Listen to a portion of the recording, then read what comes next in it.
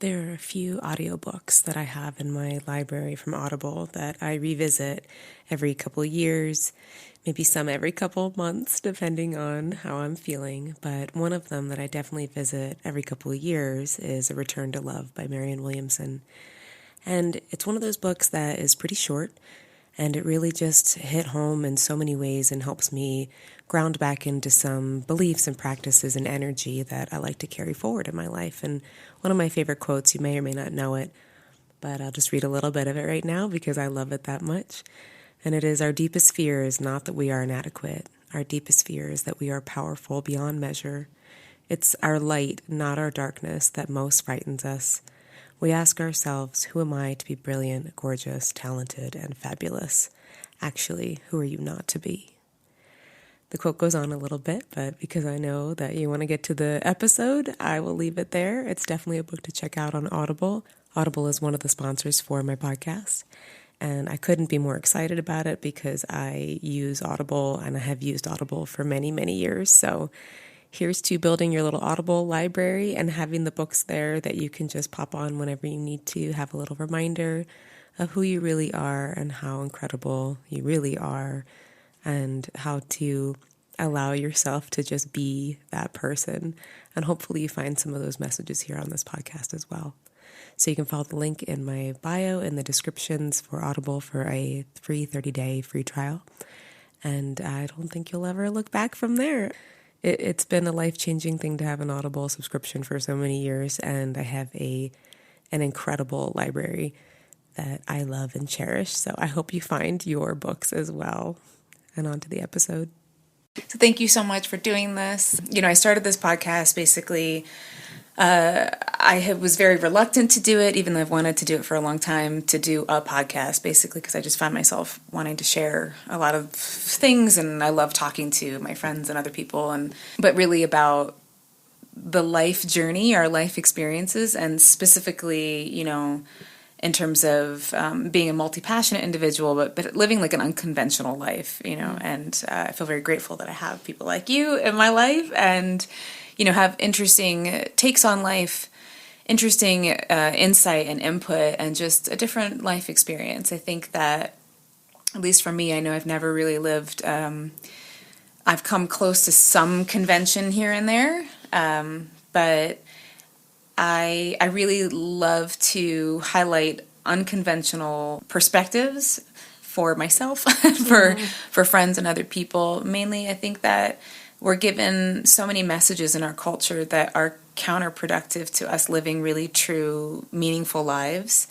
And I won't be having kids. I don't have kids, so it's kind of, I think more and more as I get older, I'm like, these are the things that I would pass along. But I've really sort of stepped into the aunt, big sister kind of role, and which I love. So it's fun to pass those things along. So I wanted to talk to you because we haven't really had a chance to delve in too deeply in general. We've talked at open mats a bunch and things like that, but I very much resonate with you and how you interact with the world through your writing. Your writing is beautiful. Thank you. Yeah, you have a very special writing gift for sure. Thank you. Yeah.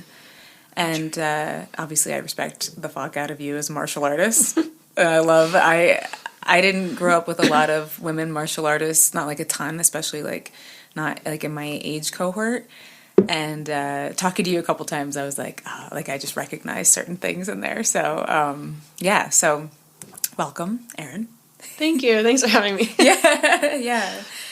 So, can I just kind of start from the beginning of where you came from, how you came to be where you're at right now, and you just share as much as you want. Yeah, for sure. I guess we'll start with my jiu-jitsu story. Yeah. My dad put me into jiu-jitsu when I was 9. Me and my 2 sisters, so we were 9, 7, and 5. And his whole purpose in life is to keep us safe and help us to stay safe. So lots of interesting things with that. But I'm super grateful for the jiu-jitsu piece. We started at a time when jiu-jitsu wasn't super common for women. I think we were the only girls in our class, and lots of interesting times just working only with boys and being in a very, very male-dominated environment. I had a female coach, which sounds like it would have been really cool. She was very mean and aggressive and would just beat the shit out of me until I was like, please stop. But I've had like a chip on my shoulder since I was a kid. So like I excelled in that. I was like, well, I can do this. My sisters no longer train, which is fine. But yeah, so that was kind of my, like, I've done jiu-jitsu since then. I think some of the unconventional stuff with my life definitely comes from that. Just feeling like I had to prove myself in like a very male-dominated space, but also like enjoying that grind of wanting to do that, you know. Mm-hmm. But other parts of my life have been super conventional, like very religious background. I went to a religious school. I wanted to go to like med school, like very, very traditional, like go to school, get like a really good job. I became a nurse and worked as a nurse during COVID. And that's kind of when it all hit me, like, do I have to do this with my life? Like, do I have to like work a 9-to-5 job? Or I guess it was a 12-hour shift job as a nurse.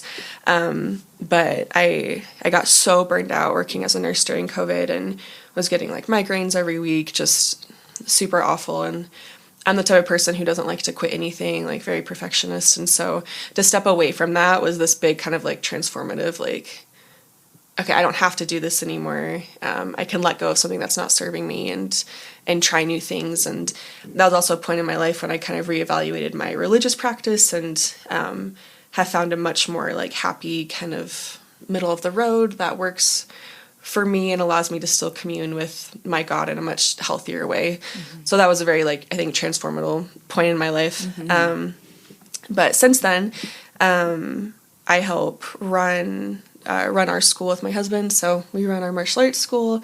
And then I do dry needling for a chiropractor, yes, which has been really awesome to still get to use some of that like healing skills and be hands-on with people. That's been very like healing for myself.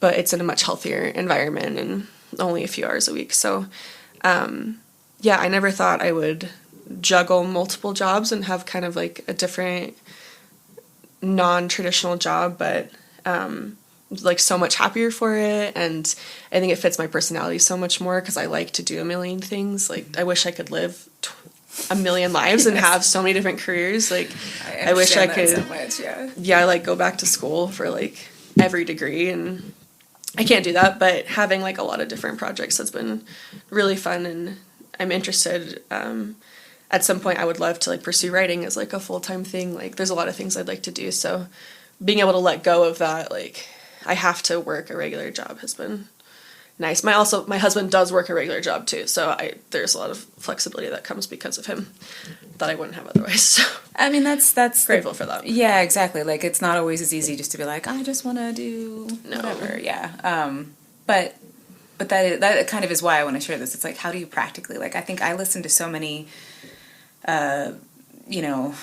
things about, like, I ran my own business for a while, and was always listening to people be like, I did this side hustle, and then it turned into the blah, blah, blah, blah. Mm-hmm. And there wasn't always discussion about, like, the how of how they did that. Like, did they have a spouse that supported, or were their parents super supportive, or did they have money saved up from something else? And the logistical side of things that I definitely did not, like, really pay attention to until later, and was like, oh, whoops, Yeah. So, yeah, for sure. Like, having that support, both obviously just the practical side of it, but really that emotional side of it too, to have a partner who's like, okay, I see you needing to shift and change, and I got you, is like huge. Yeah, so huge. I mean, he wanted me to quit for a long time. I think he grew up with parents that had like some non-traditional jobs. Like, his mom ran multiple businesses, so he was very open to that idea of trying different things. And my dad's an attorney, and my mom's a stay-at-home mom, so it was very like, there's like one way to do things, and if it looks different, you're probably doing something wrong. But yeah, like having a partner who was like, no, this works. Like, I want you to be happy and healthy. And I still work just as much, if not more, than I did before with a nursing job. They're just happier hours for me. Yeah. Than before. Yeah, it's different in that sense, right? Like, again, go to like a cultural kind of thing. Like, I know my mom's was a doctor, so, and it was like, I considered being a nurse. I considered being a doctor. I got my master's in nutrition and herbalism kind of as my answer to that. But, I think I'm hearing a similar, like, I feel like I have to make sure I've worked hard and done a good job, and like, have I pushed the limit and the edge of whatever I'm doing to make sure I'm like really nailing that? Which I know personally, I still have a complicated relationship with that, because it's like, Matt and I, when we did our like podcast episode, talked a lot about like restructuring the hours and the sustainability of things. So finding that sustainability and making that the goal. Which can include really hard work and dedicated work, especially if you have something you're really passionate about and you really care about. You're just going to kind of put that work in regardless, but it takes away the need to put that value placement on yourself because of the hard work, right? Like, it's more about how sustainable is this life, and I'm too existential maybe sometimes, but I don't know, I always come back to like, when I'm on my deathbed, like, am I going to be like, how hard did I work, or how thoroughly and how much did I really soak up my life? So I think that sustainability mindset helps go back to the truly being present. Oh, Maine. You want to come sit up here? You can come sit. Yeah, I think it helps with the essence of your life to be understanding like the hard work is not our value, I guess. Yeah. Right? Yeah. No, totally. It was hard for me to, like, sometimes I still count up how many hours I work in the day, because I'm like, I should be working at least 8 hours a day, if not 10 hours a day. It's like, no, that doesn't mean anything, especially like if I can do the work faster, like, who cares? Or I take a nap every single day. That's like my self-care. I love that. But we also like, we teach morning classes like pretty early most days of the week, or like we train really early, and then we're at the gym until, like 9 at night. And so it's this weird like spreading of my days. So like from like 2 to 3 every day, I'm like in bed and I shut my brain down, and I still fight with like the guilt over like I could be doing something productive with that time, and it's like, this is very productive, like me resting, me dreaming, like connecting with myself in that way. But yeah, it's really hard to overcome the idea that we need to be working like a certain amount to be functioning members of society. Sir. Oh, yeah, No. That's not yours. That's not yours. That's not yours. He's a raccoon in a cat's body. I love it. Yeah. Hey, can we just be cool? It's like, I should be on camera. I know. Don't you know I'm beautiful? I know. You too should. You should. Oh my goodness. All right, can you? Hi. You can lay here, but I need you to hang out. Lay down though.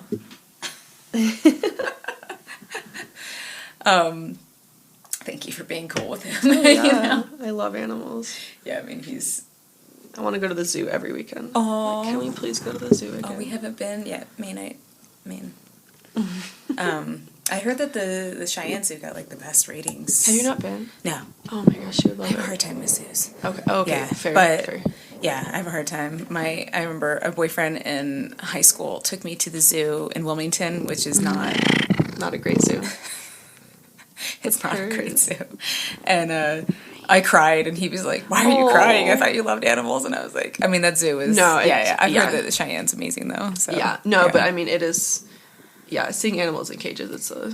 Like, if it's a rehab, I have an easier time. And a lot of them have been, like, saved and rehabbed. Yeah, like, if it's... I understand that, I just always... I'm like...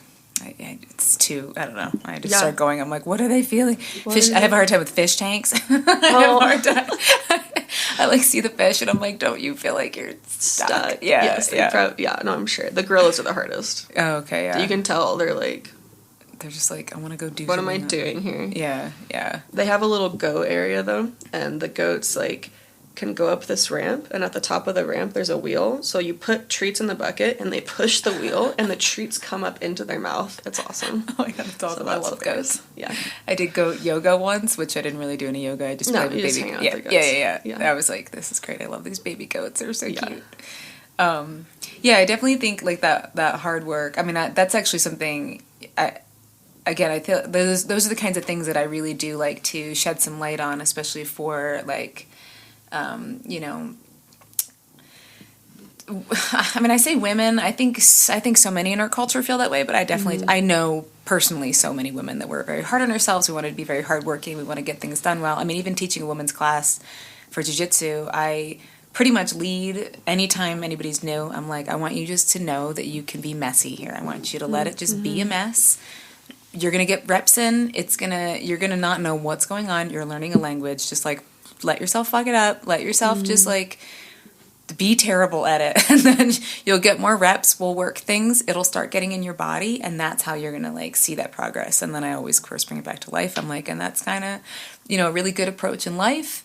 Obviously, depending on what you're working on, you can't let everything be a mess. But to have that approach where you're just like, I don't need to do this perfectly the first time. And I think I'll say for me, I feel like a lot of things came in terms of like doing physical things in particular, but some other things like came easier in a way that it made it harder for me to mess up anywhere else. And I especially feel that learning new things in martial arts, like I'm trying to learn how to do better throws, and I just want to be really bad at it right now, you know? Yeah.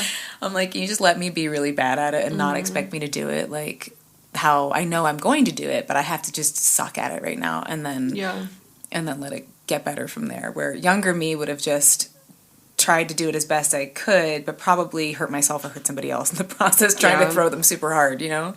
No, it's hard. I think it's that's like a beautiful preface to your class. I really like that.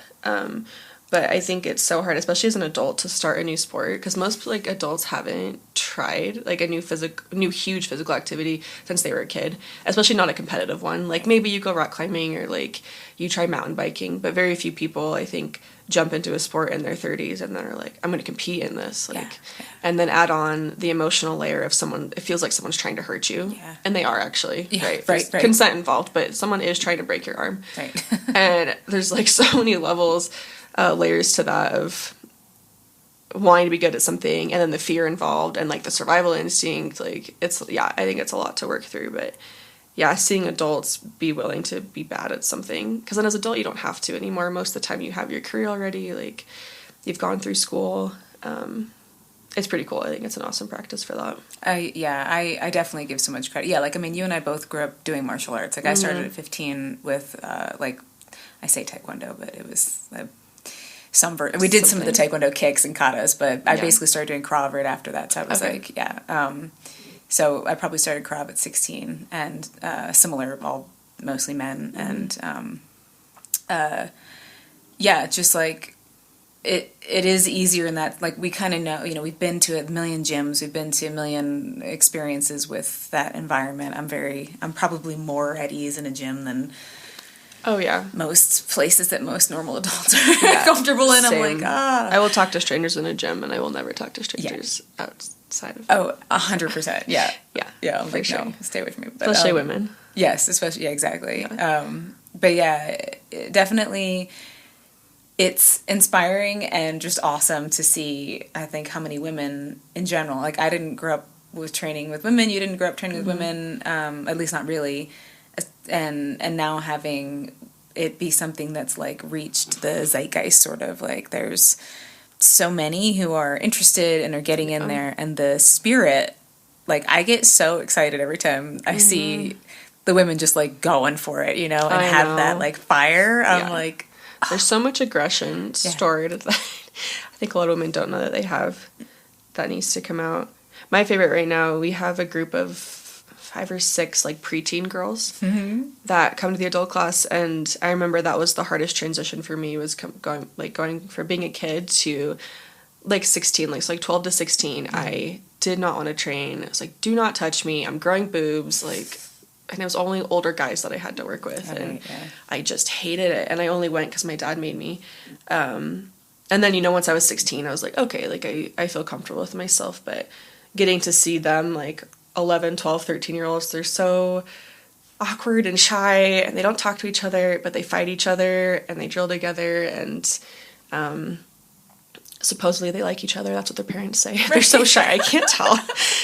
Right. But we have a bunch of them competing this weekend together, and I'm so excited for them to have that little community, and I don't think they know, like, how special it is. Right. And how rare it is too, like, especially having that age group of girls. It's just not super common in jiu-jitsu still.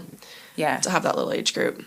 Yeah, so. it's a funny age right there, right? Like you said, because everybody kind of matures a little bit differently in that time. So you might have like a little bit of a gap in that sense. Yeah, but it definitely, I think especially for the girls, right? Like, and that's what's fun on our part is to cultivate that like healthy environment. Like we're all going to be cool to each other, and like. You want to lift each other up, but, you know, scrap, but then be like, hell yeah. Fight in a good way.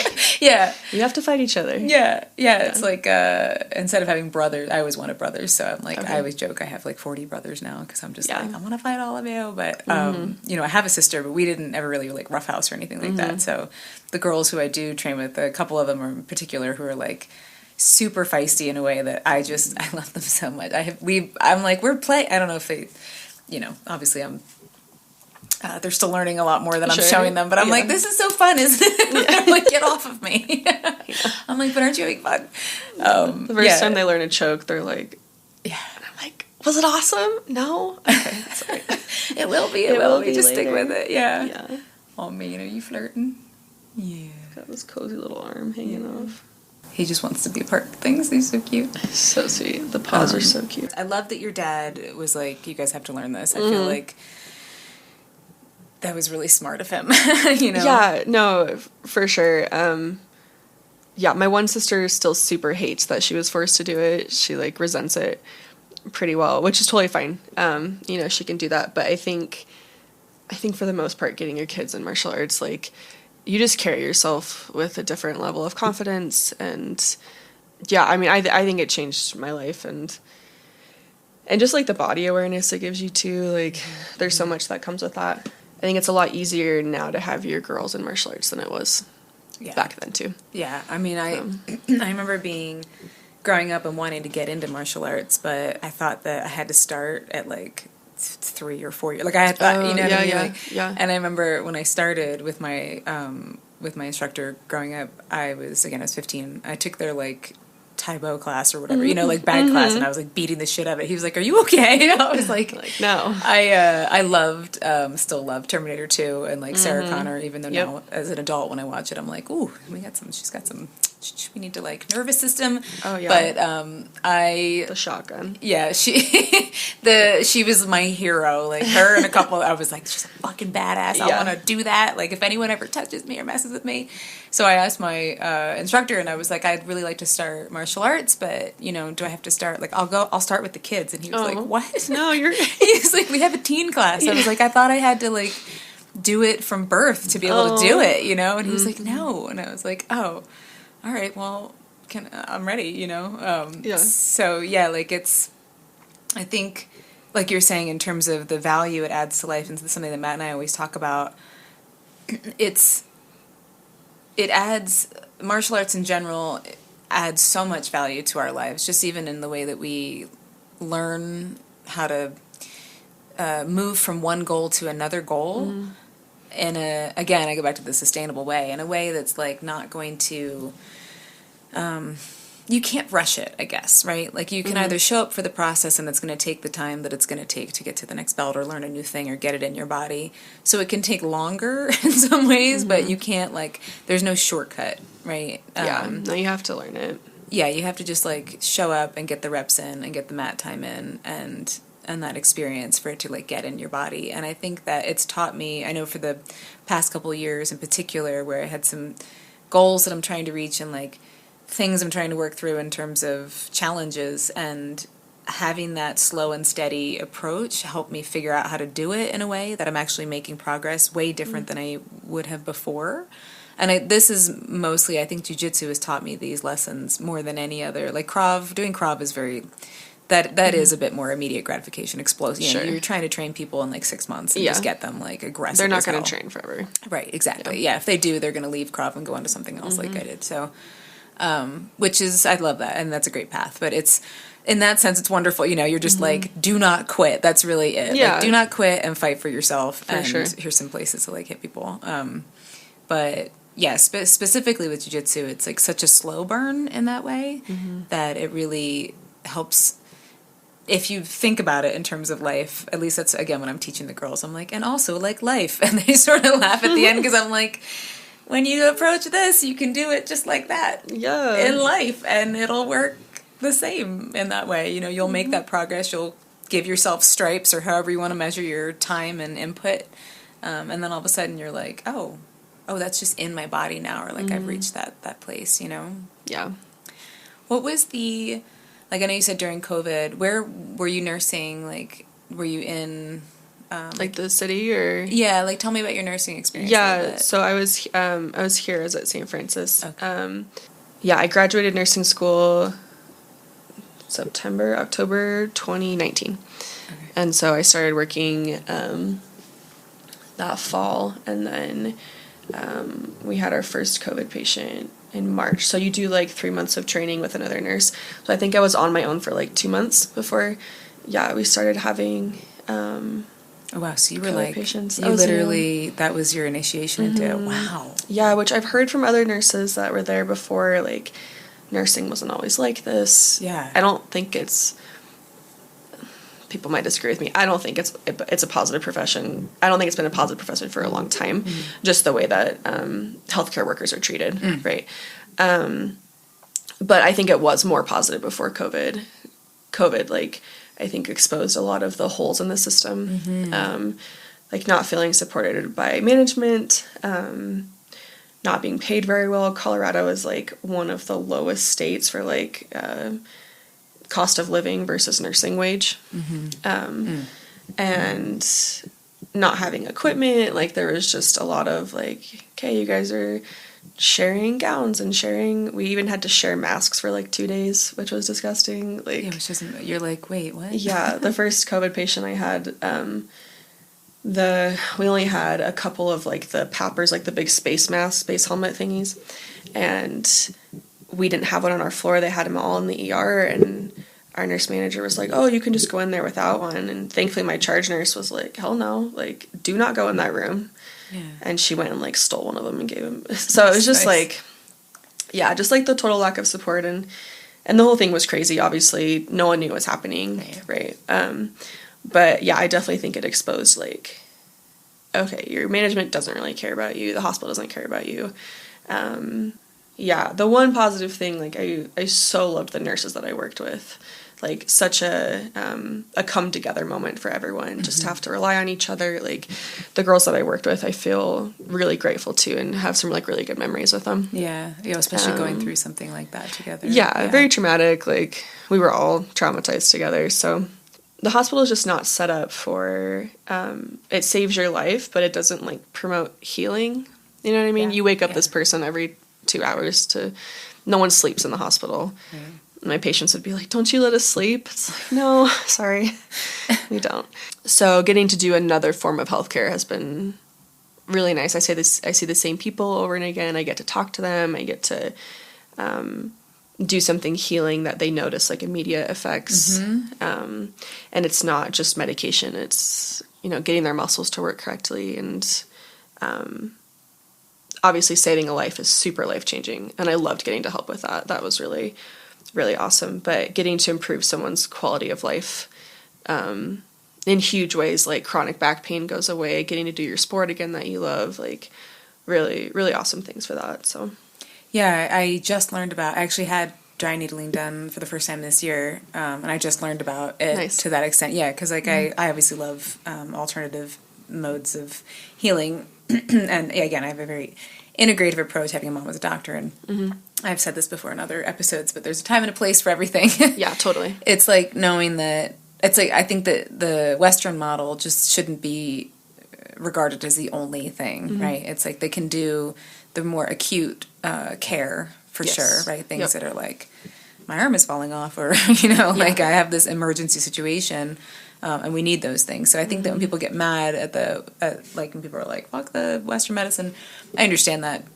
sentiment a lot, but I think that, it's more just that excuse me, sir, that's not yours. He's like, everything's mine. Everything is mine. Yeah. Hey, buddy. Man. Yeah, so I do interviews and I work a little bit. I do like social media for a company that they do chiropractic and functional medicine, and one of the chiropractors there does dry needling. So I got to experience and learn about it a little bit. Yeah. But like, I'd love to hear from your perspective, like what got you interested in dry needling specifically, and like. So I've been seeing my chiropractor for a couple of years, and they started introducing dry needling, and I was one of their like sponsored people for jiu-jitsu, so I was getting free treatment, and they were like, you should try this. I was like, I don't want you to stab me with needles. That sounds awful. Because I'd seen one of my friends get it done, and she had like the electrodes attached and her muscles were like jumping, and I was like, no, I'm good. But they wore me down, so I finally tried it, and I think I had it done like every week for a couple of years. So I've had like every part of my body needled. And it fixed some of my chronic back pain that I'd been dealing with. One of the really cool things about it is it kind of like rewires your nervous system a little bit. So sometimes our body just stores pain in an area for no reason, really. There's no injury there anymore. Or maybe you had an injury in the past, but you've actually healed, but your body still thinks it's injured. It's like a nervous system scar? Yeah, you could call it like that. So, yeah, I'm not going to use all the technical terms for it because I don't understand all the tiny mechanisms, right?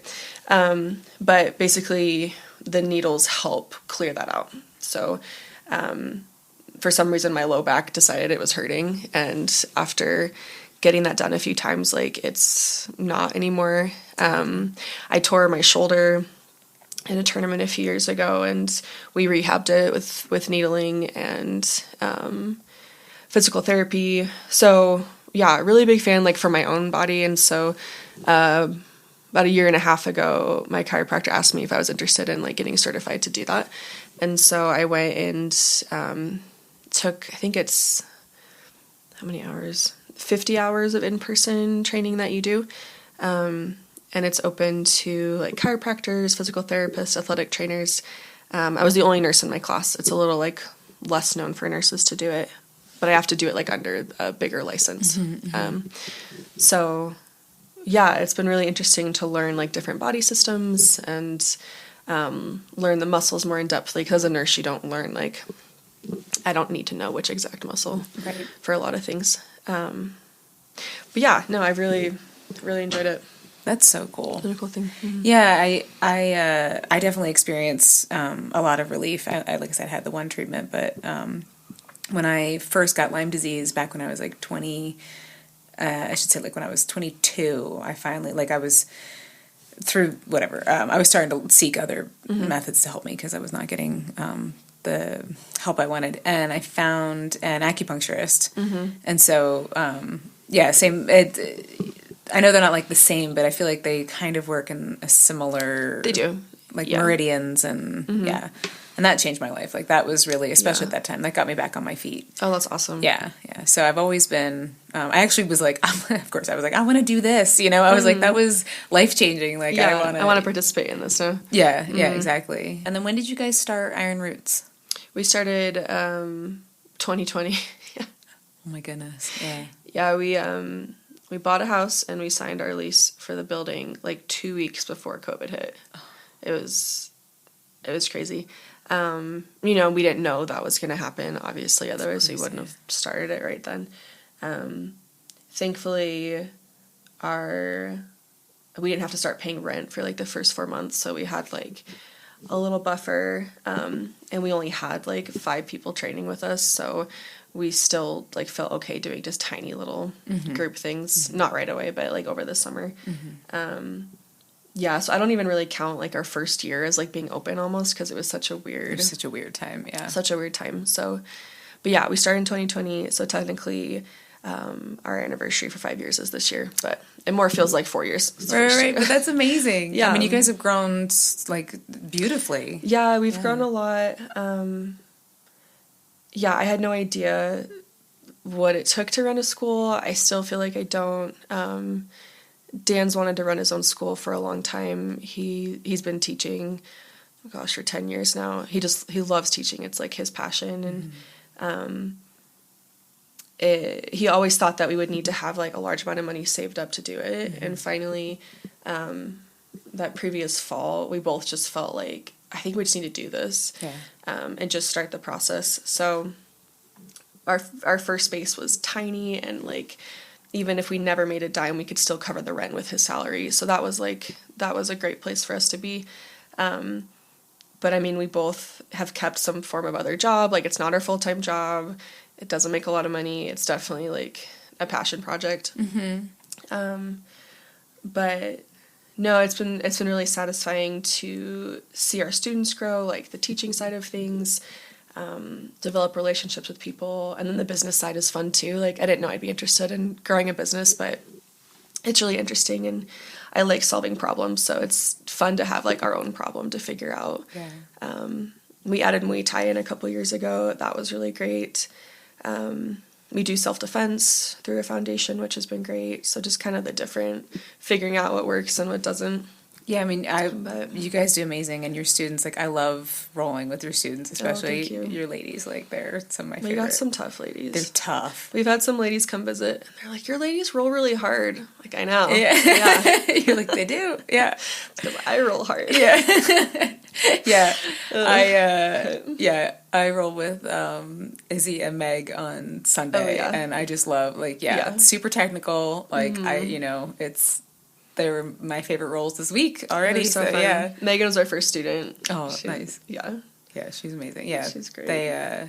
Your students, like, I know, like, I mean, I always pretty much, if I don't know, I'm going to be paying attention, obviously, like, right? I'm not going to, like, not take it seriously, but, like, then there's levels, right? And I know when I'm like, oh, you're from Iron Roots? I'm like, okay. I'm super paying attention right now. Oh, that's a huge compliment. Yeah. I'm like, I know you guys aren't gonna fuck around, so I can't. But hopefully they're safe as long as they're safe. Oh yeah, no, it's fun. I love it. It's like keep me on my toes and the technical challenge, but like there's good speed, there's good control. It's that's like great. Really good, like well-rounded approach. Yeah, I love rolling with them. Yeah, they're great. We have some really great ladies. We've had like a bunch of new white belt women start up in the past few months, and I'm so excited for next year because I'm going to get them all to compete next year, and it'll be so fun. They're too new right now, but like I know, a year from now. We have one competing tomorrow. I cannot wait to see her compete. I'm like so excited. Yes. And then, there's like a handful that I think probably in a few months they'll probably be ready, at least to, start giving it a go. So it's so fun. Competition day, like coaching is my favorite part of the whole thing. I love just like the roller coaster of emotions. Like a lot of them have panic attacks, like helping them work through that, and seeing what they actually do when the adrenaline hits them, and coaching them live and the after. Like one of my favorite photos of Dan ever, one of our little like 6-year-old girl students, the kids always cry after they compete, even if they win. They just cry. Yeah, she went over to him and just gave him this huge hug, and he's just holding her, and she's just like weeping, and so cute. It's like, oh my god, I love that. Yeah. I love our kids. I always, with the girl, like I don't compete that often.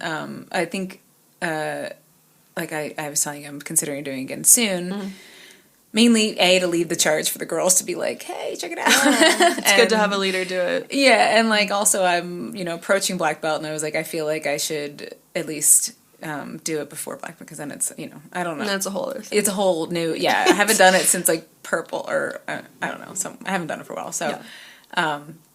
But so much of the training that I did in Krav was like, the stress training of like, you're just being, attacked, but nonstop for, let's say your belt test is a whole weekend, and you just do that the entire weekend. Like it's just like crazy. Close your eyes, and you have 8 people, and some of them have sticks or knives or guns, not real training things, but still we had like shock knives, so that was real enough for Ouch. me.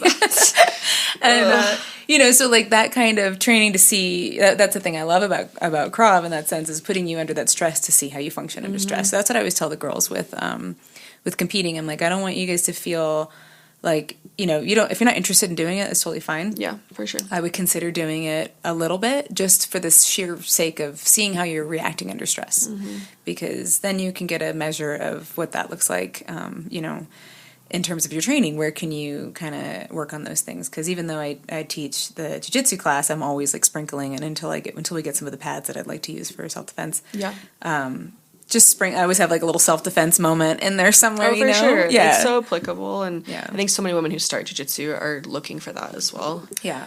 Yeah, the competition nerves are so interesting because you can like train to get them better, Like I've gotten to the point with my jiu-jitsu competition where I still get nervous, but it's not debilitating. Right. And I feel like I can perform like I train in the gym, which was kind of that goal.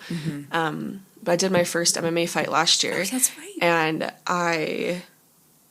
the adrenaline dump, like I thought I was going to die in the ring. I thought I was going to die beforehand. In between rounds, I had, you sit on that chair for a minute and I was like, I can't breathe. Like I know I'm in such good shape. I don't feel like this when I compete in jiu-jitsu, but I cannot breathe. And it was very humbling, I think, as a reminder too, for like what my new students are feeling when they compete in jiu-jitsu, because they tell me that they're like, I can't breathe, and I'm like, you're fine. Right. It's like, no, I've just gotten used to it. Like, right. Yeah, having that new level was humbling for sure. Yeah, yeah, and like you said, the breathing thing. Yeah, I think the times where, I've had like asthma attacks during, which I don't have asthma. Yeah, it sure feels like it. I had that would happen. Like we would do whatever, like the scenario I was describing, but it would go on for like, I don't know, 10, 15 minutes, something like that. So That's you're just constantly, so by the end of it, you're doing it. And then, it's it's a lot of contact, and then you stop, and I was like, I was like, I can't breathe. I haven't breathed. And then one time my vision, like just my right eye, some weird things happen. Totally. In that sense for training, it's an opportunity to just kind of get a look into our nervous system in that sense. And I know not, maybe I don't know. I feel like you might have been, maybe it was because your dad, but I know I kind of came out of the womb feeling like I really needed to learn how to protect myself. I don't really remember why, let's just say. I don't know if it's something I've repressed, but I just had a very strong inclination that like I needed to know how to like fuck somebody up if I had to, kind of. Yeah, and that's cool. And we were talking about like, Terminator 2 and Sarah Connor, and I was like, yes, like that. That's what I want to be. Yeah. Yeah, I was like, that lady is my hero. And then my, I don't know if you know the Guardian Angels who were in New York. So during New York in the 80s, I guess, when it was like really bad, there were people called, they were just basically people who trained, who went out and patrolled the street to make sure that if shit was going down, they would like help people. Nice. And my mom's cousin, so like my second cousin, she and her husband were the ones who started it. Oh, cool. And that's awesome. Yeah. So I also grew up with like her. My mom's like, you gotta know about her. And I was like, oh my God. And she's, I always say, everybody taller than me is always 6 feet tall. I'm like, she's tall. Yeah. And yeah, so I got to meet her when I was younger, and I was like, I want to be. And she has like a book, and it's like, how to like kick everyone's ass. And I was like, yes. That's cool. I've never heard of that. Yeah. Yeah. They, I think they wear like berets, and they would. Okay. Yeah. Maybe I think I've seen them like parodies of it. Okay. Yeah. Okay. Yeah. So that but was not like the real thing. I have her book somewhere, I think. But she's like a newscaster in New York now. But she's super cool. But she was somebody also that kind of like set that tone. But I think, like I know for me at least, wanting to know self-defense, but then also pass it along. Like I'm curious what brought you to that. And I'm really curious about the Amy Smart Foundation, because it looks like really beautiful. I actually mentioned you in the other podcast that I was, episode that I was talking about, because to me it seems like it's really well-rounded. Yeah. So the Elizabeth Smart Foundation. I said Amy Smart. No, you're good. Yeah, so I grew up in, I feel like it's still like this a lot of places where so many jiu-jitsu dudes are like, I can teach self-defense to women. Oh my God. Right? And Let's. it drives me nuts. Like the schools that I trained at growing up are like that, where it's like, let's do a free women's self-defense seminar, and it's this big dude, and he's like, and this is how you do it, right? And so like I'd helped with a few of those, and the lady who runs the actual like curriculum, the self-defense piece, I knew her from Utah, so like I'm friends with her. Her name's Mio. She's fantastic. And so I saw that they were doing this program through the foundation, and I was like, I actually think that's, like, I would like to teach women self-defense, but that's what I would like to be a part of. And for a few reasons, they only have women teach it. They'll bring like a safe male figure in to like demo on like later on, but the first like 4 hours of the class, because we do like big 8-hour ones, it's just female led, which I think is so healthy and valuable. Like some of these women that I've taught, like they don't even be in the same room with men, right? So having that really, really feminine space, even though it's a very like aggressive defense space, it's very, very feminine still. The other thing is all of the instructors are trauma informed. So we went through training with the, I don't know what the official term for it, but like the director of, the person who deals with sexual assault cases and helps with recovery with that in Utah did training for us. And that was incredibly eye-opening. Like the statistics, I think it's something like 1 in 3 women in Colorado have been sexually assaulted. And that's really, really high. And so, yeah, I think because jiu-jitsu, I think, informed a lot of my confidence and understanding of self-defense growing up, like I wanted to give back to that, but I felt inadequate as just me teaching it. So having those additional pieces, like we have women who will have PTSD, like full attacks in my classes, and I'm not a mental health counselor or therapist or anything, but I feel like I have some tools to at least kind of recognize what's happening and help them find like a safe place to go be. So yeah, I've been super grateful for that training. Really, really eye-opening to be introduced into that community. We got to teach a class to a group of women. They were all in their 70s. That's awesome. And it was their therapist who brought them in. And so she took the class with them. And some of these women hadn't had a positive experience with a man, like, ever in their life, like, assaulted multiple times. And so it was just us women the first day. And the second day we brought Dan in. And Dan, I'm so grateful. He's a very safe male presence. You probably felt that. Just gentle. He's this huge dude, but he's so, like, I'm like, hello. I know, he's so tall. But he has a very, like, gentle vibe about him. And, like, they loved him by the end, which I think is really healing to have that big time safe male presence. And then at the very end, he puts on this big padded suit, and they get to try and beat him up. And just the catharsis, the crying, I don't know. And, like, I don't know if they'll remember anything they learned. You know what I mean? And that's part of it, right? I don't expect... It's an 8-hour. You're like, we have some time to introduce you to some things, Yeah, but taking away that feeling of overcoming this fear, I think it's just, like, super healing. And there's so many things that go into that healing process. But, yeah, really grateful to be a part of that. And the 3 pieces that we use, we do Jiu-Jitsu, Muay Thai, and Krav Maga. So it's very, like... rough and ready, which I think is great too. Like a lot of the traditional jiu-jitsu self-defense classes, it's like you have to drill this armbar like 1,000 times to be able to use it. And also an armbar is not going to render somebody unconscious, which is like... Yeah. We added in this last time something that I think was... I was actually really nervous to teach it at first. We talk about what to do if you are raped, like the after effects of it. So what to do if someone reports to you, what to do if that happens to you. And I was like, I don't know if I can teach this to this group of women that are here seeking, like, answers to that. You know what I mean?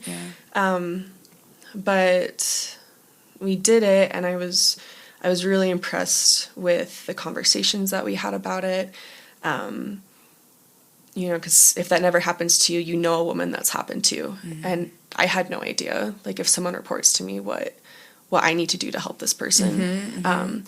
So having those conversations, and we also do a huge discussion on consent and boundaries in your life. And we do this what's the word? This little practice where you like place people in your life closest to you based on how safe they are, and then practice setting boundaries. So like if your dad is not financially a safe person, then you don't trust him with your finances. Or if your sister doesn't respect your time, then maybe you don't make huge plans with her. Just like little stuff like just like the life skills. Amazing. Yeah. Yeah, it's been really cool. Practical. It's a nice practical application. Yeah. And then obviously taking it like further, like if someone doesn't respect you physically, it's okay to set harder and harder boundaries, right? And I shouldn't be surprised that so many people don't know how to say no at any aspect of their life, because as women we're taught to be submissive and happy and polite and how are you and polite. Comfortable. Yeah. And it's like, well, of course we don't know how to say no, and scary stuff. Right. And when there's a power dynamic that's off, not that we should have to say no in the first place, obviously. Right. And yeah, the first thing we teach them is how to yell and say no. And it's really, really eye-opening to see these women, because we have someone approach them and they're supposed to put their hands out and say some version of, no, get back, fuck you, whatever you want. Yeah. And I'm like, I want you to scream this. And they're all like, but I don't want to be rude. Like, right? No, I want you to be as rude as you can be. Be mean. Yeah. Like, it's okay to be mean. I had someone approach me in a parking lot one time, and it was like really late at night. I was walking out of like King Soopers to my car, and I'm walking in my car, and this young guy like starts walking really fast towards me across the parking lot. And I like get my car door open, and he's like right at my car door, and I should have gotten in the car and slammed it, but I felt bad because he was trying to pitch me on selling me something. But the vibe was off. The whole thing was weird. But I was so nervous at like acting offensive and like offending someone when he wasn't trying to be weird, that I let him talk to me. Right. In like a compromised position. And like I've forgiven myself for that, right? Not my fault at all, but yeah, really interesting to feel that desire to be a polite, nice member of society. Take over what I know in my brain was not safe. Right. So learning how to override that takes practice. Desire to be a perfect person. Yeah, absolutely. And a nice woman. And right. I don't want to be a bitch, but I should be. Right. I wrote a paper for my Krav Black Belt, and it was "What a Bitch." Yeah. Yes. It was do you know the book The Gift of Fear? Okay. Yeah, I've read it. Yeah. So I think I had just read the book, whatever, and I was like, yes, like it was so much. It's interesting with I'm so curious to hear about the approach, because as much as I love Krav, it is like, it was created for the Israeli military, and like, because everybody who's a civilian has to go into the military. Yeah. So like it has a different origin, and yet is still self-defense when it came to the States. And I always loved that they would like, Darren Levine, the guy who brought it over from Israel, well, there's several people, but at least the whatever, worldwide, was a ADA in LA. So he was, actually had access to all of the footage that was happening of people being attacked. But mostly training with dudes who are thinking about dude-centered attack kind of things, right? And Ernie, my instructor, and then his wife, Anne, who I want to have on at some point, because you would love talking to her about, teaches self-defense constantly. Like that's like her mission, and she's just like powerful. And the conversations that we've had about this specifically, when it comes to women, is really like, of course there's the side of being able to just fight, right? Right. So like getting that spirit for just I look at a lot, I see like either jiu-jitsu self-defense Instagram things or other self-defense, and you're just like, but ultimately, right, like we can, if we love to train and we want to keep training and we want to be like a little ninja, like great. But if you don't have that desire to do that, to spend that time, it's not fun to you, but you want to stay safe, it's like literally you just need to fight, right? Like have that. However, for women, it's not I mean, of course there are so many attacks that happen from strangers, but like the conversation, domestic. Exactly. The conversation is like so much skipping the fact of just like you said, like the boundaries. I love that boundary setting, because there's a disconnect between that, right? Like I've trained forever, and yet I've been in very emotionally abusive relationships. I was pretty much just lucky I found emotionally abusive instead of physical abusive, you know. I am not trying to say that flippantly. That's just kind of, you know, the mindset. I very much understand that mindset of not setting the boundaries, and being, you know, having all these martial arts skills and yet just getting like pummeled emotionally because I didn't know how to set those boundaries. Yeah. And I've seen it in the physical abuse sense, where like that's, you know, that's the work of the cultural side of things, of the relationships that we have, the way that we show up for each other and our friends to help identify, as I was, you know, there's like Instagram, like female friendships are like usually identifying the narcissists in your life or the red flags, right? You're like, for sure. You're like, that's not. Don't be with that person. Yeah, that's really unhealthy behavior. And it's hard to talk about those things, especially if you are, you know, perceived as a strong woman. It's hard to be, you know, and like doing things well. I'll say for me, it was hard for me to acknowledge like just how extremely unhealthy of an environment that I lived in for so long, and the things that I would allow, and not know I didn't have the skills or the awareness to know that it was even unhealthy. I didn't know what was completely fucked up until I was out, really, and I was like, oh, this is... Well, yeah, if you're not taught that, like... Yeah, I know. I hate that so much of the prerogative and responsibility has been placed on women to take care of ourselves, because it shouldn't be like that. It should be we fix male culture and just culture in general. But, you know, as much as we try and do that, and actually the foundation has started like a male program, which I think is really great, where they talk about all this too. But, you know, I'm not going to wait for that part of society to change. But yeah, just like learning like, oh, that's not healthy and you don't have to tolerate it. And then having the support system to help you with that, because it's one thing to know that, but then actually doing something like to do it. Yeah. It's so hard. It's so hard. Yeah. And I think, you know, the reality of a lot of it too is, you know, I've trained jiu-jitsu and Muay Thai and MMA for almost 20 years for parts of it, and I could still be attacked tomorrow and not know how I'm going to react, and none of it would ever be my fault. And, you know, no matter what boundary I set, like, people still cross them, and I think it's really important to acknowledge that, and that we can't control everything around us. And that's like a hard pill to swallow, especially as someone who was raised to defend herself her whole life. Like, I don't get to control what happens, and that is one of the things that I love too, with the adding kind of like the post-care if something does happen to you, like just acknowledging the fact that statistically it might, you know, but you still survive and you still get to recover. Like, whatever bad things happen in your life, there are tools to help you recover from, and just the freeing feeling of letting go of the need to control everything and knowing that there's ways to recover from everything. I love that. Yeah. That's really beautiful. I think that's I was, when you told me about it, because I remember when you first, I was like, I'd love it. You're like, well, we go through this like whole thing. And I was like, oh, that's fascinating. That's like I at some point would like to maybe do that, because I do love those extra pieces. And although I don't, you know, it was my first job, basically. My first like real job was like teaching self-defense. Oh, that's awesome. Yeah. That, you know, I ran schools, and that was like what I was going to do. So I just got sick like at the same time, and that's hard to do. Yeah. So your body's like, please stop. Yeah. I was like, I'm just going to sleep here. Yeah. But I think that, like you said, it's a bigger picture with it. And of course, like for guys, I try to tell them, whenever I talk to the dudes, and thankfully, like I know at my gym at Merck's, and I feel like everybody I've met from Iron Roots, and really everybody in this community, I have felt like from the dudes in particular, everybody's been like very supportive, very on board to support, especially the women, in any way that they need. Like, what do you need help with training? I've never experienced anything that has made me be like, you know, which is really nice. Yeah.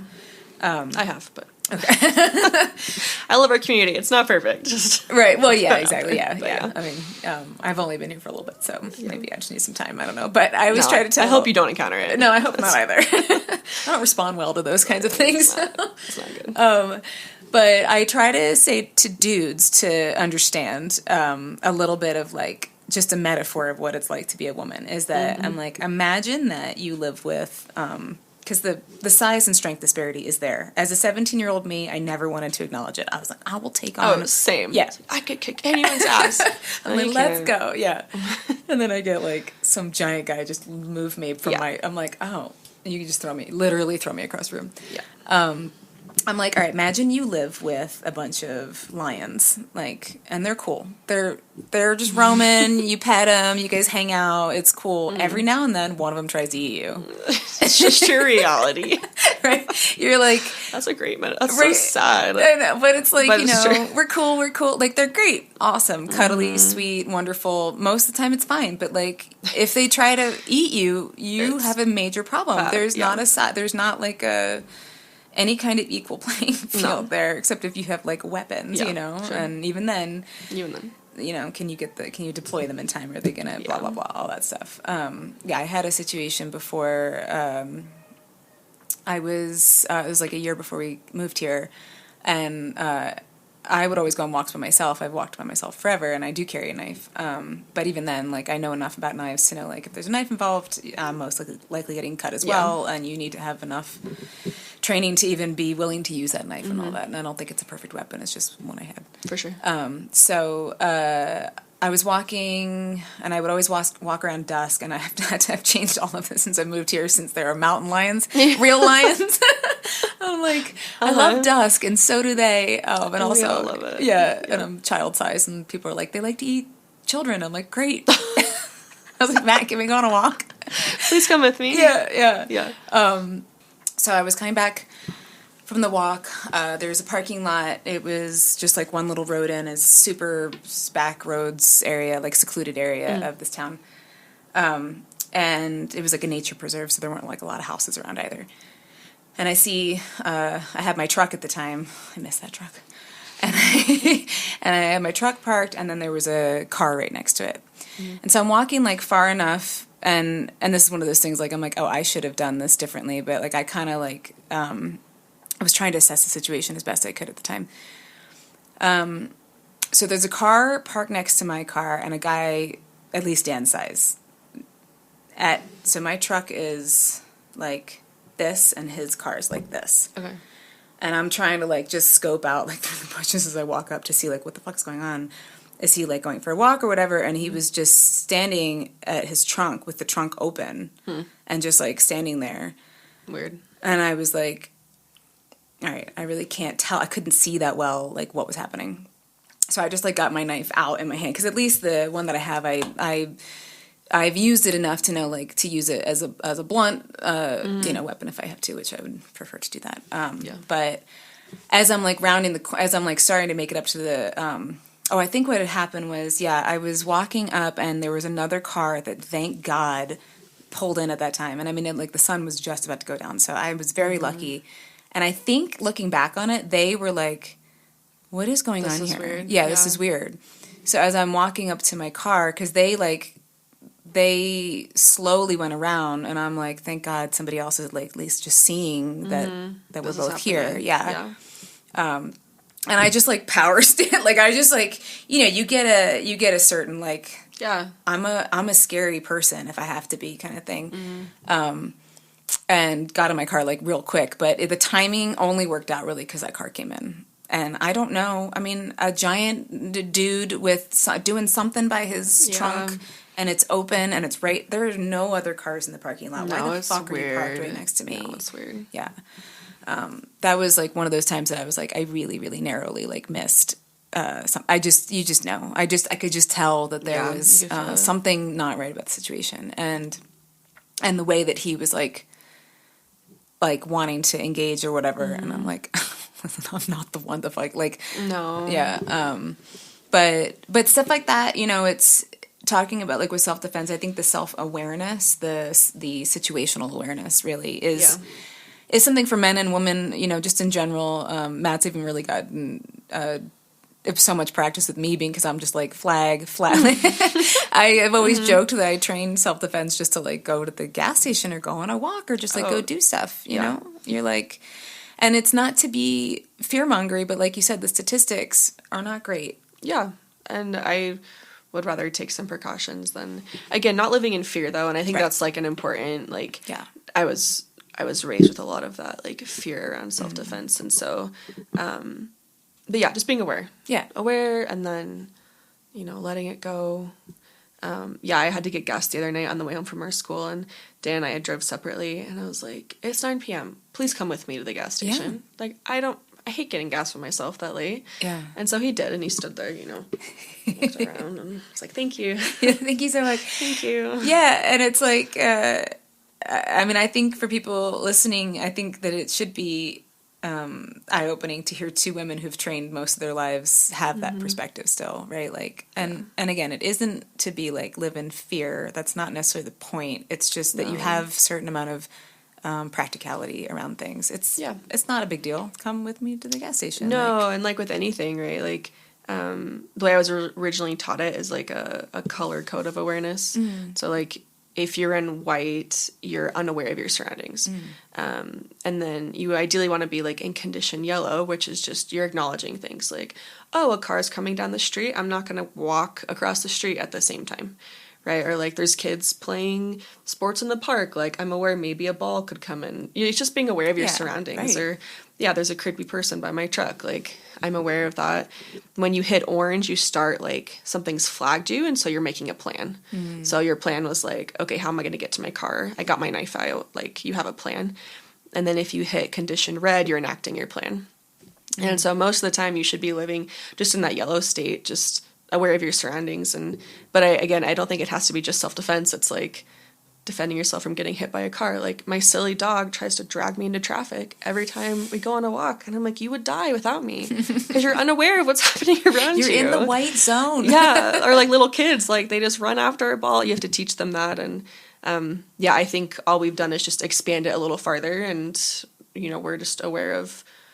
As a woman, you're just aware of more things. You are, yeah. But it doesn't have to be that like on edge constantly. Right. And that was one of the reasons I actually stopped training Krav as much. Like I'll go and, I haven't done it a bit, but I need to go and do some refresh. But every day for however long, I was like, what if somebody tries to choke you? What if they try to pull a gun on you? A knife, blah, blah, blah. And you can't think of every scenario. Oh my God, I was like, Your nervous system's just... And I would have dreams all the time. People are attacking me, and then I wasn't winning. And honestly, until I got, like, I think only like 2 years ago in jiu-jitsu, I win now. Okay. I was like, check this out. And I loved jiu-jitsu so much as a compliment to everything. And this is what I was talking about in one of the episodes, because I think, there's a lot of people trying to teach self-defense through jiu-jitsu only, and it's an incomplete system. Yeah, I agree. So, like, and I don't want to give women, again, in particular, a false sense of confidence, while also not taking away their ability to be like, I will fucking fight no matter what. Like, that's really ultimately, like, just fight, Yeah, fight. I always tell at the end of my classes, like, if you take nothing else away, just please know you're worthy of defending. Yes. 'Cause I think so often we don't feel that, and whatever that looks like. And again, like, acknowledging your like trauma response, like fight, flight, freeze, appease, like you don't get to control what that is, but the more you train, like eventually if you come to during that, you'll be able to try what you learned, like, and maybe you don't the whole time, maybe you're frozen the entire time, which you can't control. But if you do come out of that and you have some sort of ability to fight, like whatever you do is going to be awesome, right? Just claw their eyes out, do something. I had a really eye-opening experience with this, in the layer of, like, the what is happening. It was kind of a really random, it's funny to me, I guess. I thought it was, I got attacked by an owl. Oh, wow. In the woods. Oh, an owl. Which I don't think is very common, at least, but, like, so again, I was walking at dusk, and I thankfully had, like, a little bun in. And it was back on the East Coast, and I got hit in the back of the head, like, hard. And I was like, oh shit, this is it. You Yeah, know? I'm ready. I'm ready. And I was like, turning around, nothing is there. And as I'm turning around, I'm going, person, fuck. I'm going, oh my God, did a deer just stand up and kick me in the head? Like, it hit me hard. Hard enough for me to consider all of these options. Yeah. And I, and I'm like, and then I'm like, a ghost? I'm like, what is happening right now? So I was just trying to figure out, literally in the moment it took me to turn around, I went through all those scenarios, you know, and I'm like, what? Which one is it? What just happened? I got hit in the back of the head. I know that. And, I kept turning and finally just saw his like wings go into the trees, whatever. So, or her, I'm not sure. I think I might have been near a nest, or she just legit was like, I told Matt, he was like, you're telling me owls think they can eat you? I was like, I don't know. I'm small enough. I guess so, yeah. But I thought that was so interesting. And she came after me like a few more times and I was, wow. I was screaming and laughing, running, like, I was just like, oh my God. Wow. Running, yeah. She was like, get the fuck out of here. And I was like, all right. Sorry. Definitely a girl. Yeah. She was like, I need you to leave. Definitely had it. Yeah. I was like, I'm so sorry. But it was so, I like, you know, that whole feeling of like, what is happening was a layer that I guess, you know, we did train in Krav to the extent of like, you know, your eyes are closed, you get hit, you got to figure out what it is. Yeah. But you knew it was a person. Right. You know it's a person, yeah. I was like, an owl. An owl. How do I fight an owl? Yeah. I know everyone's like, did you punch it? I was like, I would never. No. I would never. I had like, but yeah, she got me pretty good on the head and everything. That's so funny. But yeah, I thought that was interesting. I definitely want to come to one of your classes at least, even just I'll hold pads and just observe and all of that. Yeah, I would love that. We haven't even talked about it. Congratulations on your little baby. Oh, thank you. Yeah. Do you want to like share a little bit about your journey and everything? Because I think I know one other girl on the East Coast right now. I think she's about 7 months pregnant, and she was like a high competitor, and she's been training, and it's really cool seeing the two of you guys training. And I actually I used to do interviews for Krav back in the day. And I interviewed a woman who taught in Chicago, and she trained Krav up until like 2 weeks before she gave birth. Yeah, that's awesome. And it made me think of you in that sense because it's not something we hear that often of women like training. And she was like, you know, our culture thinks about women like we're sick or something. And we're not. And she's like, and I'm not doing anything that's, you know, obviously going to like put the baby in danger. Yeah. But, you know, I'm teaching and I'm staying active and I'm strong. So like, what's the problem with like, I'm not injured or anything like that. Yeah, no, I definitely, I've had multiple people tell me before, like asking like, are you guys going to have a kid someday? And it was always like, I don't know. But yeah, I've had people be like, well, you probably should get all your competing out of the way now because your body's not going to like function or you're not going to want to do it afterwards. And it's true, I could be a totally different person, you know, 5 months from now. Like I don't know that. But it like makes me so angry that that's the assumption that 1, your life is over, 2, your body's never going to be the same. Like your pelvic floor is going to be destroyed for the rest of your life. It's like, it's not accurate. So yeah, lots of like expectations from other people and surprise from other people to hear that I'm still training. I run 3 miles a day still. Your training schedule. I was like, I need to do your pregnancy training schedule. I know. I feel kind of bad like sharing that stuff just because I know some women are looking at that and they're just like, that's not even my normal workout schedule, but like. Normally, I work out 2 to 3 times a day, right? So cutting it down to 1 strength session and 1 cardio session feels really good for my body, and I think whatever that looks like for you is great. But yeah, just the belief that your bodies can't like function through a lot of this, and some women have horrible pregnancies and they're sick, and you know what I mean. That's not me. Like, right. You know, I was nauseous and I dealt with that the first trimester, but. My body's been pretty good, thankfully. But the one thing that I did that I think was pretty transformative was finding a pelvic floor physical therapist really early on. Yeah.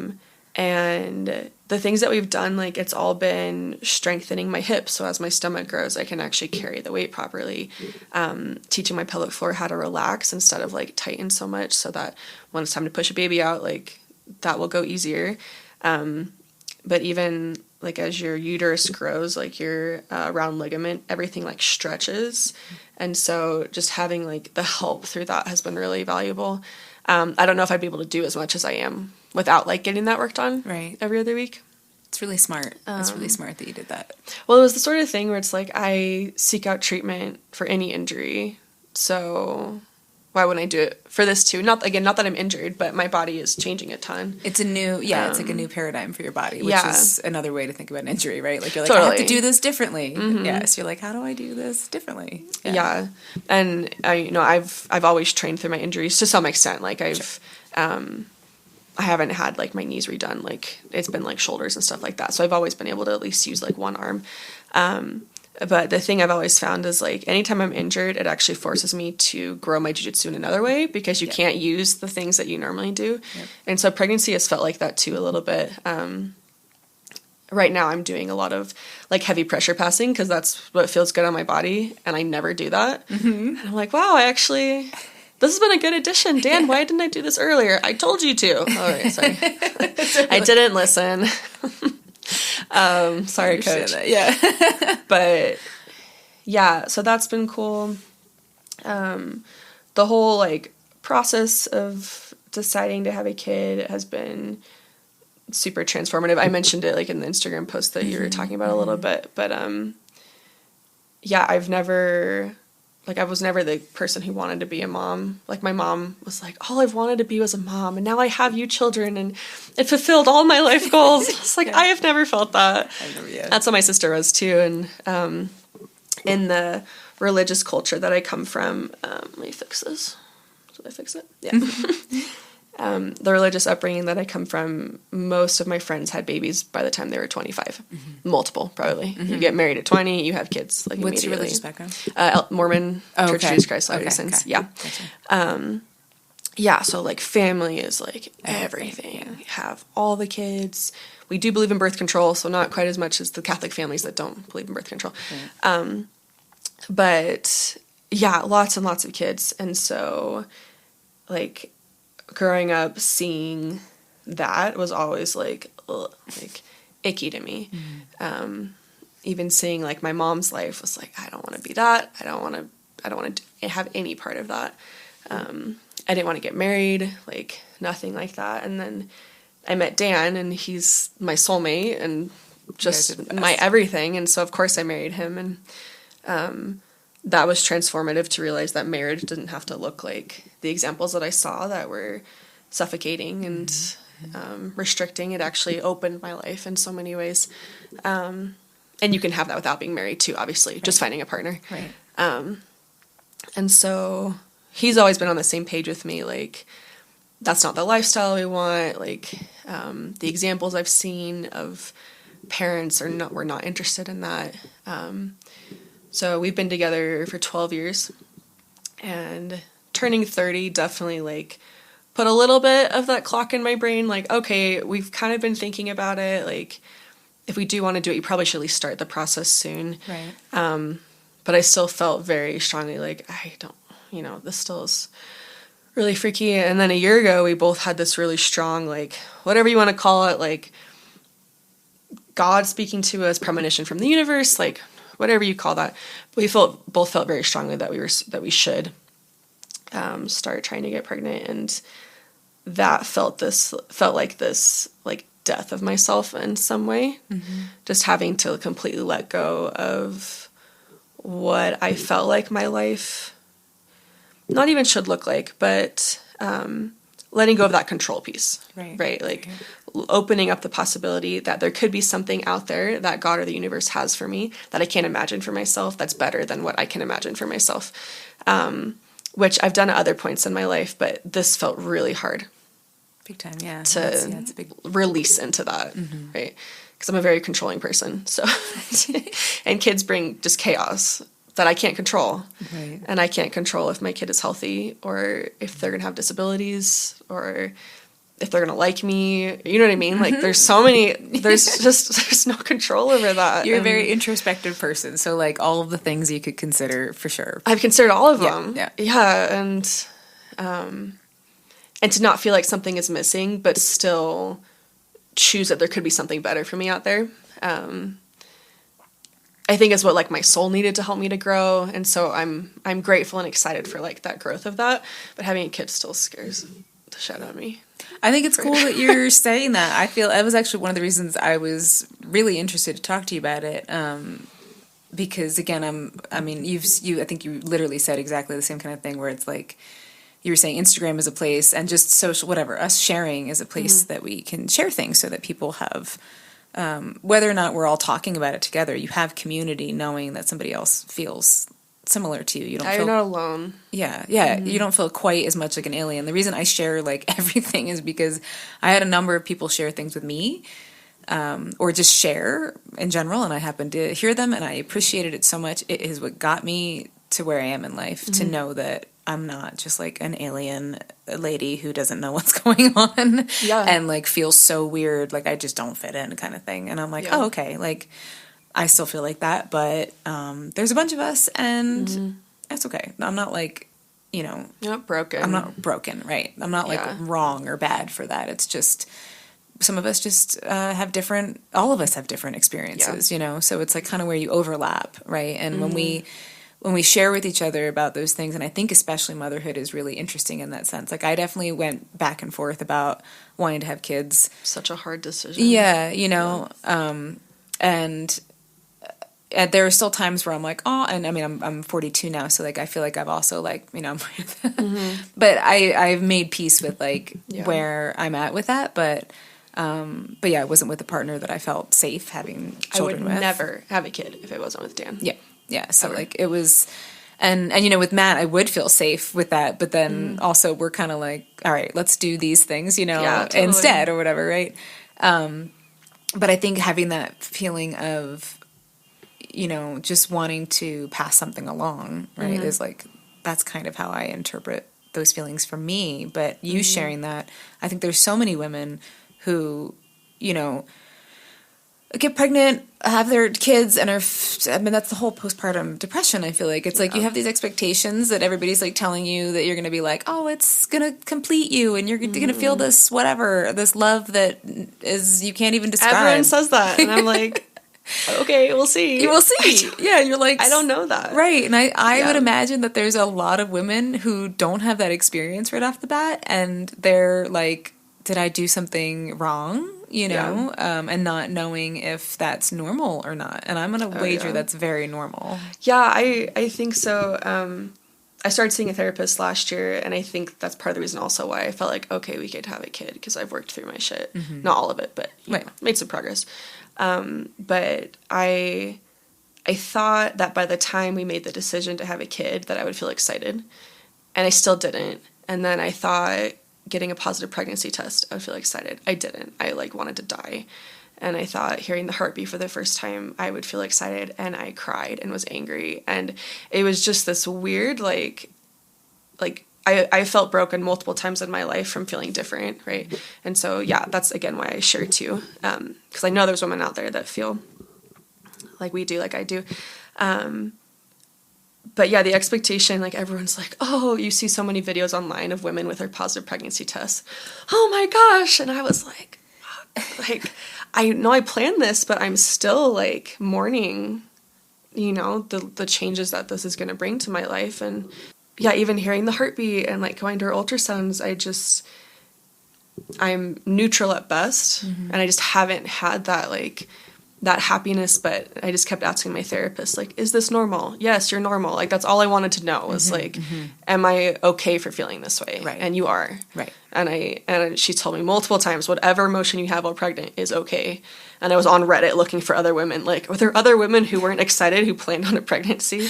And some of these women were like, I'm 40 weeks pregnant and I'm still not excited, even though my husband and I have been trying for 10 years to have a baby. Right. It's like, okay, that's crazy. Yeah. Well, and also you're doing something that is really intuitively on point, where you're in the process, like you're being present with your process. Sometimes things happen it's like we have expectations, but we're not really present with that process. Then all of a sudden the change happens. Then those feelings hit you after, right? And you're like, holy fuck. Oh my gosh. Yeah, like I'm actually terrified. I've been trying to be a good sport or whatever. I've been trying to do a good job at this, like, being pregnant thing or whatever. And now I'm like, oh my God, everything's different. So you actually just, being present with the fact that you're like, all right, I'm mourning this, and having whatever kind of ritual around that, right? Like however you acknowledge those changes will allow you to have an easier transition and just be ready for the next thing. Yeah. I mean, I feel like that's very much the way that we work as people, but our culture doesn't know how to. I mean, that's a very nuanced way to be. So it's hard to have our culture is not nuanced at all. So it's like chaotic, and that's a spiritual practice, right? Like that's the seasons changing. It's flowers growing a little bit. It's leaves falling. That's why I always go to nature for everything, because you see all of that transition in nature, and it happens. Now, granted, sometimes do we wake up and there's snow on the ground? Like the other day, I was like, "Where did this come from?" I know, I'm like, isn't it spring? And it's just like, here's some snow. Of course, that's also nature, right? But I've seen a lot of the same things when it comes to perimenopause and menopause. And I this is one of the things that got me interested in just nutrition and holistic things. I mean, I was in my 20s when I saw it, and I was like, that's really interesting, just about our cycles in general. Just really processing, like every cycle, every moon cycle, period, whatever you want to call it.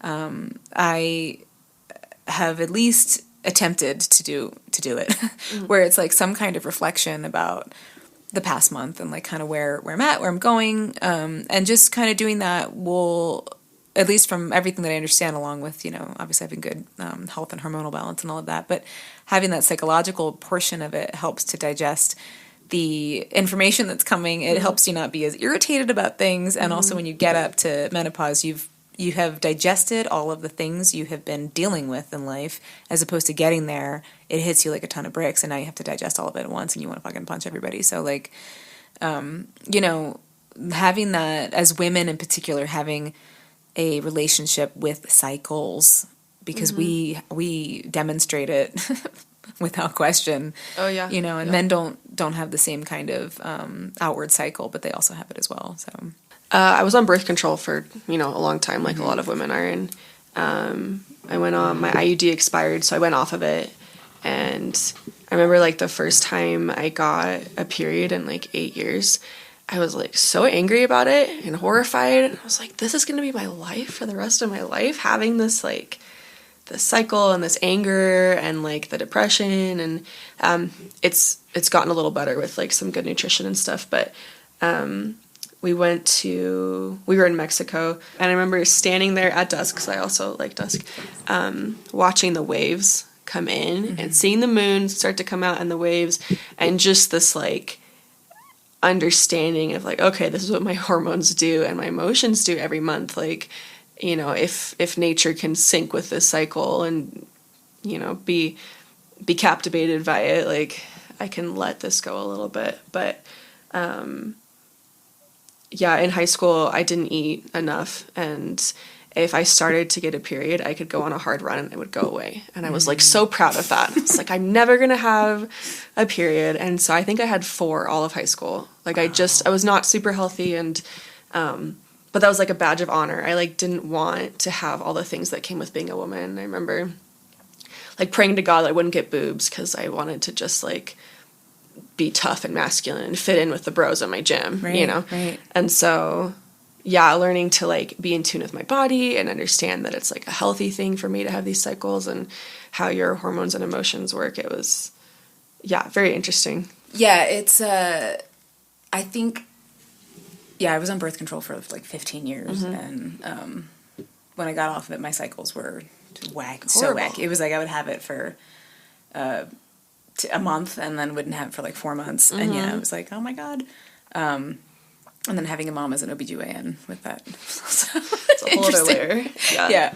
I mean, I think that I actually like talk. I know, sorry for the gentleman. I always say sorry for the gentleman, but actually I'm saying don't worry about it. Because the thing is, you all have women in your life, and it's good for you to understand, like, to learn about this. You did learn about like that. Yeah. Right. And I think that,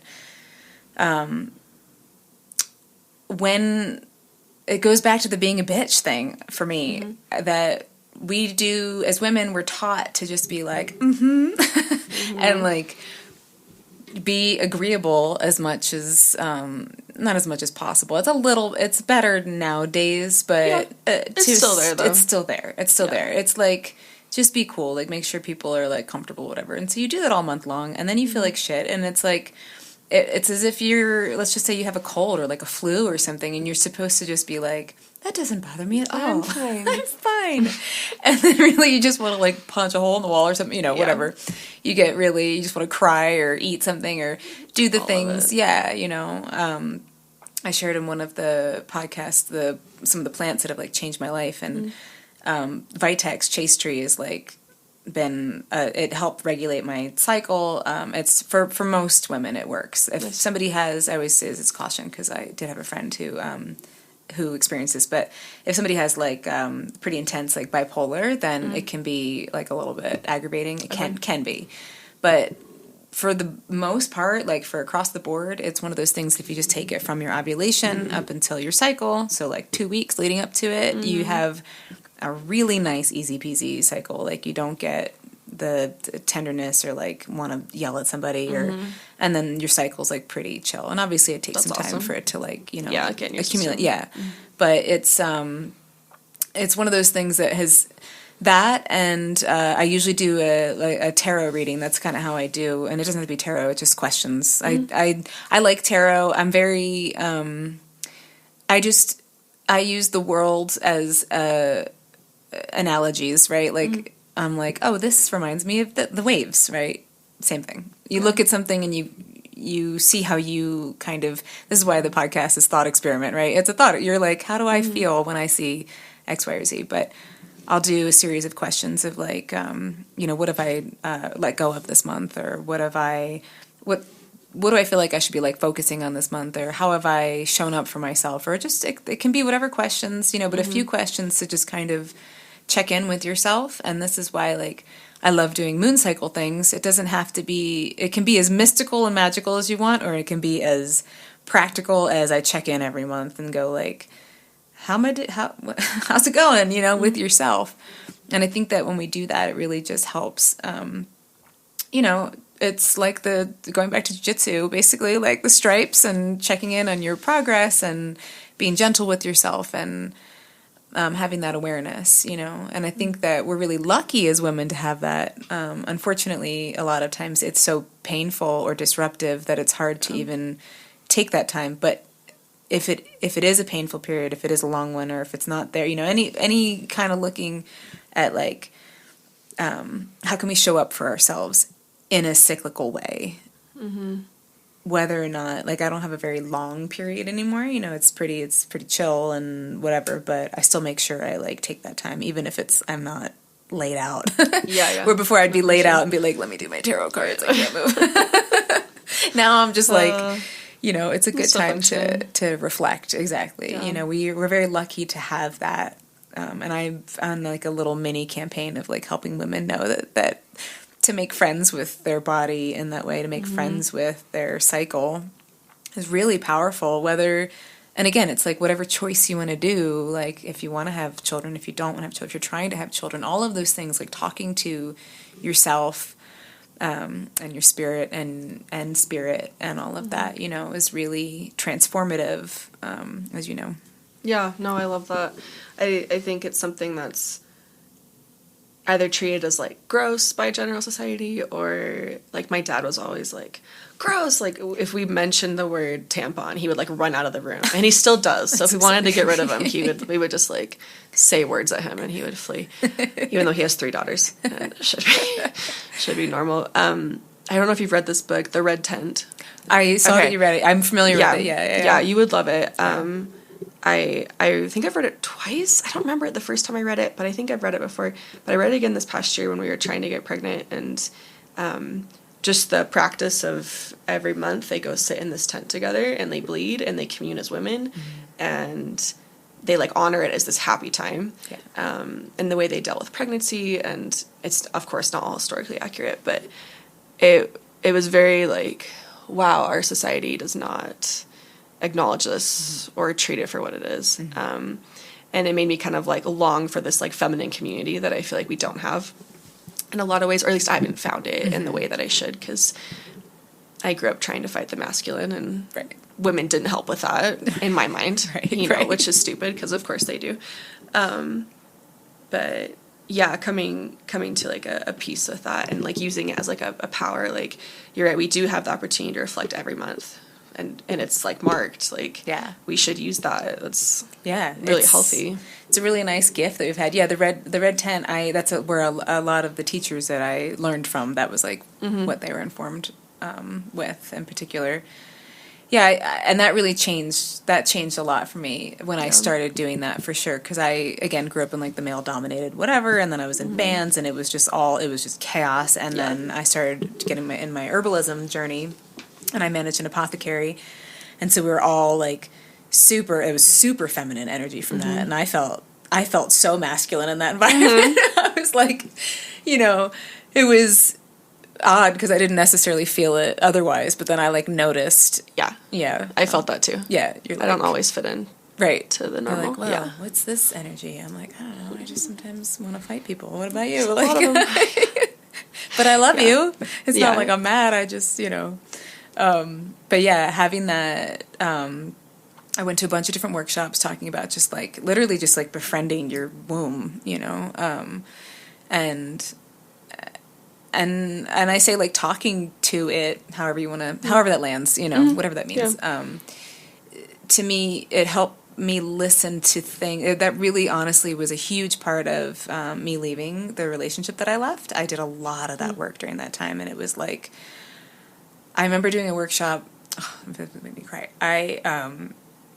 The workshop was like, we were doing a meditation, and it was like, let your womb know like that you are safe. I will take care of you. And like, and I didn't feel like I was doing that.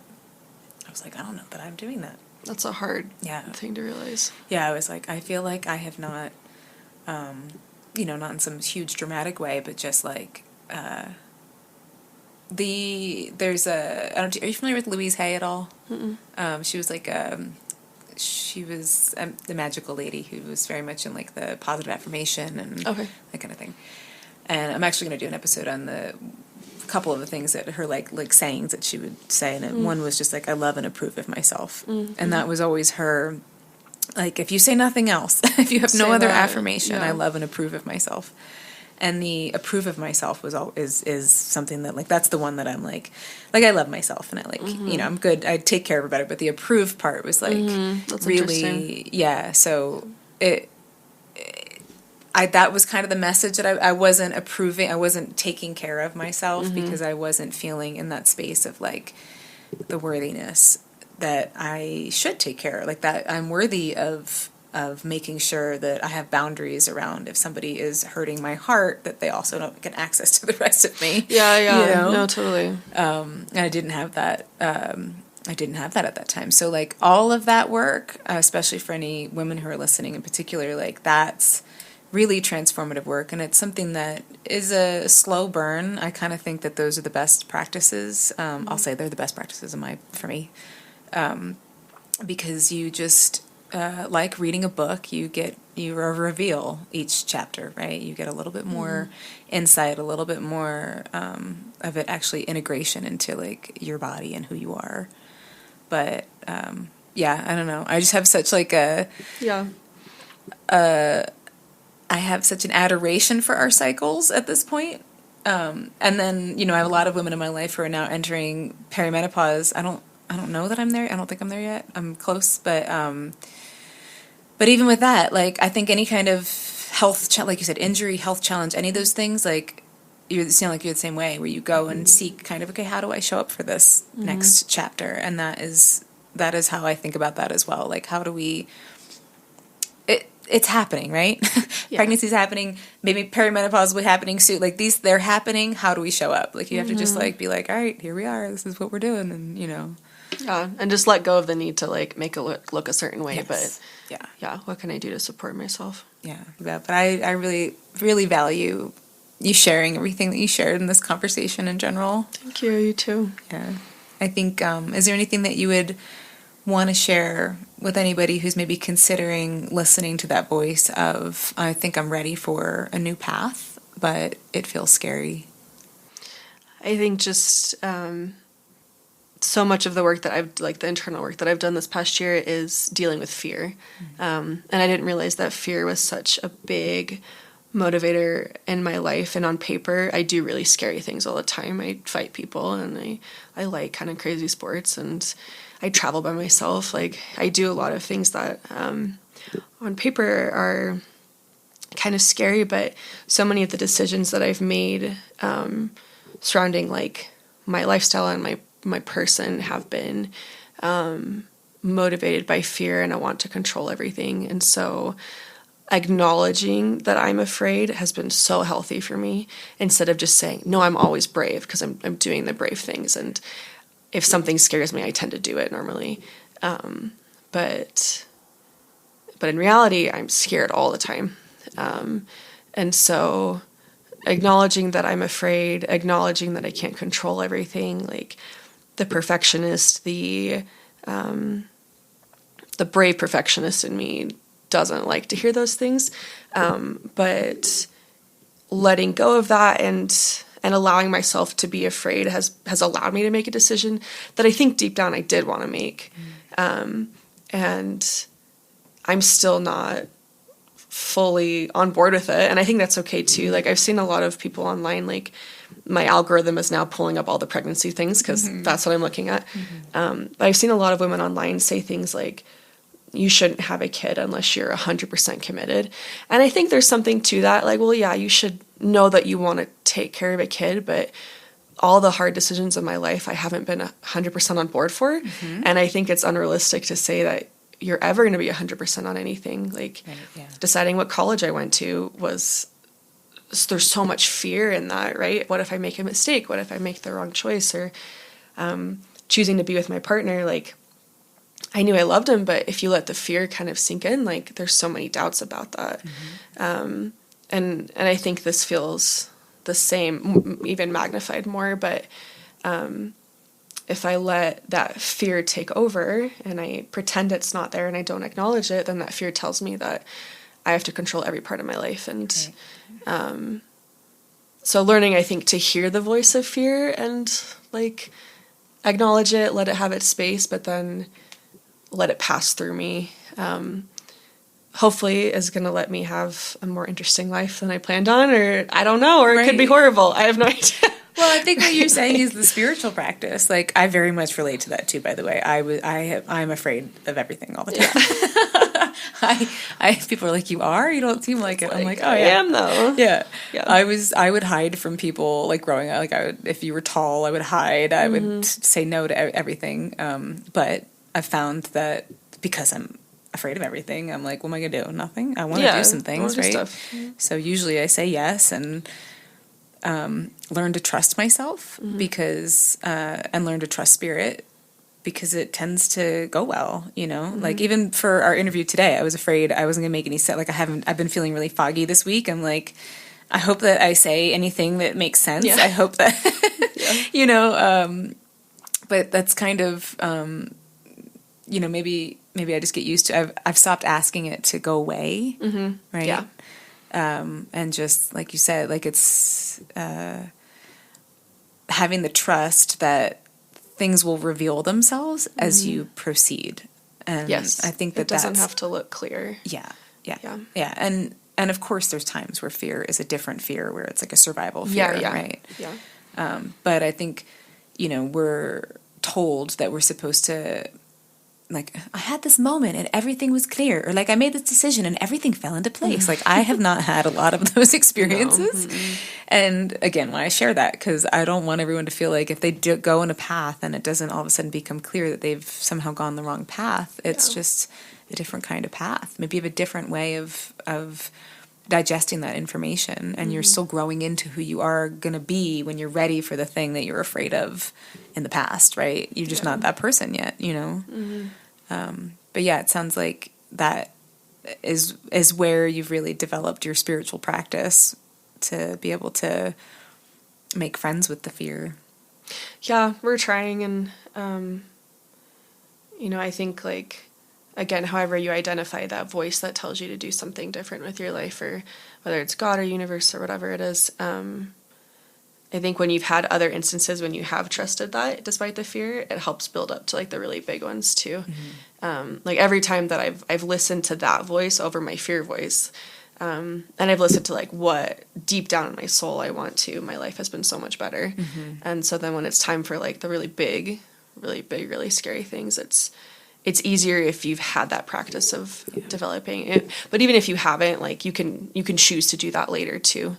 Right. But yeah, I am grateful for having, it's been interesting, say support system. I've had, like my religious upbringing has really, really pushed the listen to God over everything else.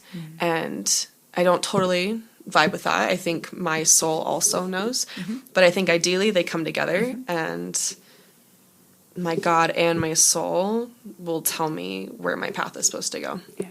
So it's been, a fun time being a human and learning how to figure that out. So I think that's what being a human is learning who to listen to and filtering out all the crap that is out there. Right. Because I think most of the fear that comes into us is from other people. Yeah. It's not from us. And it's not from God. It's from every other voice out there. Right. It's like learning how to, it's very interesting. Spiritual practice in terms of that surrender, right? Like it's part us showing up, and then it's part just totally surrendering. Yeah, just let it go. Yeah, and that's so hard. It's so hard. And that's why I always talk about like being present. Not that I try to make sure I'm present about things, but I think that is that presence, right? Like there are fleeting moments as opposed to like the whole day I was present. Like no, we're not, but yeah, I think that was that's really beautifully put. Thanks. Yeah. Thank you so much. I love this conversation. I think people will probably get a lot out of it. If not, I did, so. Yeah, me too. Okay. Anytime you want to come back and chat more. Totally. Yeah. Thank you so much. Yeah, thank you. Yeah. All right.